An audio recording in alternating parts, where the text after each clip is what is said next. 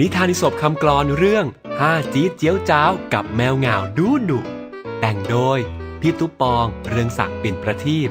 ปั้นภาพโดยพี่ออนอนงทัศนาพิทักษ์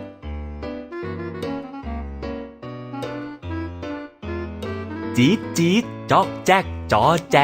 ส่งเสียงเซ็งแซ่เจียวจ้าวเจียวจ้าว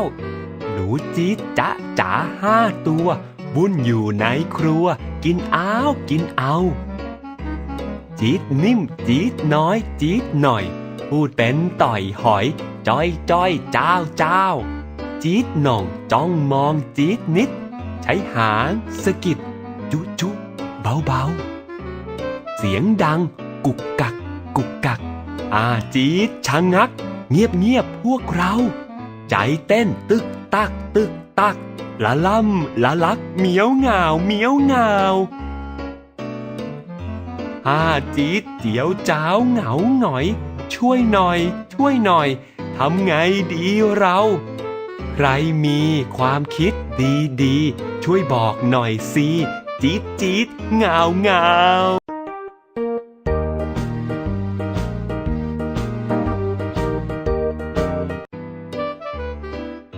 Enjoy the reading times with Aesop's Fable Rhymes. 5 Little Mice and the Fierce Cat. Retold by Tupang Rungsak bin Pratip. Illustrated by P. An Ananong Tasanapitak.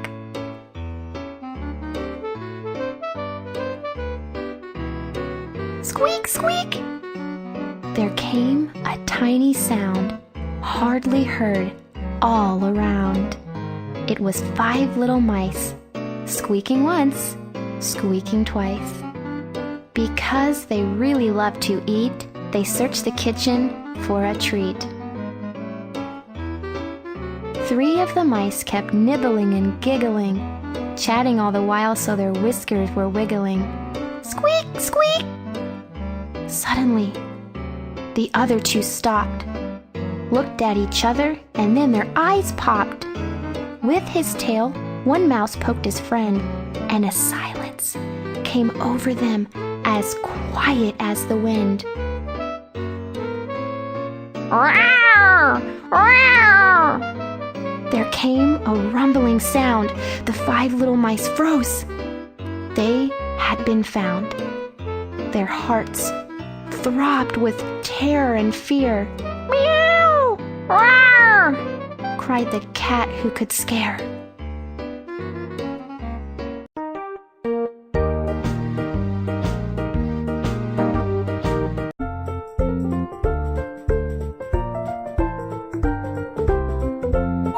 No.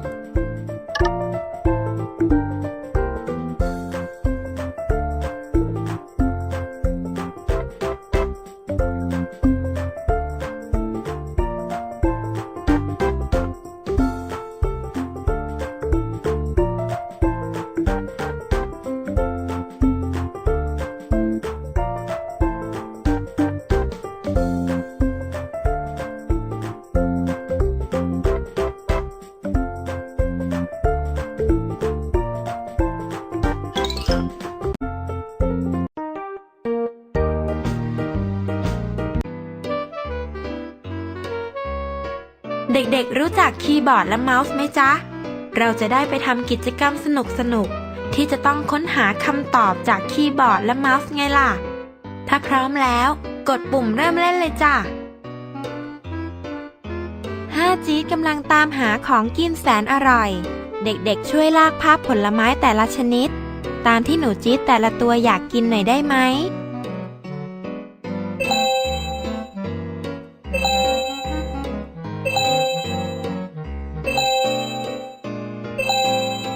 เก่งจังเลยสังเกตรูปร่างเงาดีๆนะจ๊ะว่าเงาไหนเป็นเงาของใครแล้วลากไปคืนที่เลยจ้ะ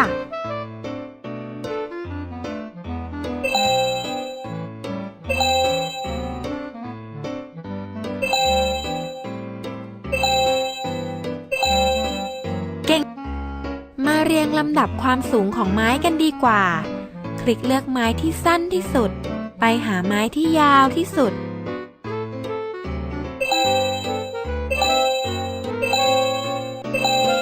เก่งจังเลย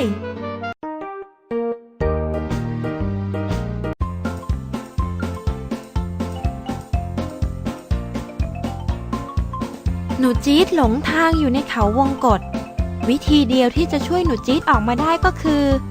เด็กๆจะต้องพาหนูจี๊ดไปหยิบสิ่งของที่มีลักษณะนามตรงกับคำสั่งให้ถูกต้อง ยกตัวอย่างเช่น แท่ง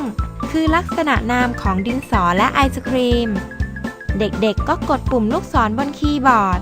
บังคับทิศทางพาหนูจี๊ดไปที่ดินสอและไอศครีมให้ได้ระวังอย่าให้แมวเหงาจับตัวได้นะ เด็กๆนำเมาส์ไปทาบที่ภาพดูสิจ๊ะ เพื่อเรียนรู้ว่าของแต่ละสิ่งมีลักษณะนามว่าอย่างไร ช้อน1 ร่ม1 คัน ช้อน1 คัน จักรยาน1 รถยนต์1 คัน สร้อย1 เชือก1 เส้น หนวด4 เส้น โบ1 เส้น แท่ง